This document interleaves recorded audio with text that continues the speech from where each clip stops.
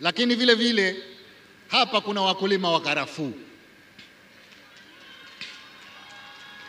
Kwa sehemu kubwa zao letu la karafuu limekuwa likipata changamoto kwamba mashamba hayatunzwi vizuri, na sababu ya kutotunzwa vizuri mashamba ilikuwa ni kwamba mtu huna uhakika. Kuna watu wanaeka shamba zile za eka, lakini ikifika wakati wa msimu serikali inachukua kuwakodisha watu wengine, jambo ambalo wakulima wale wakawa hawayatunzi. Sasa tunasema tumeshaanza na tutaendelea, wale wote wenye mashamba yale tutawapa hati miliki yawe yao,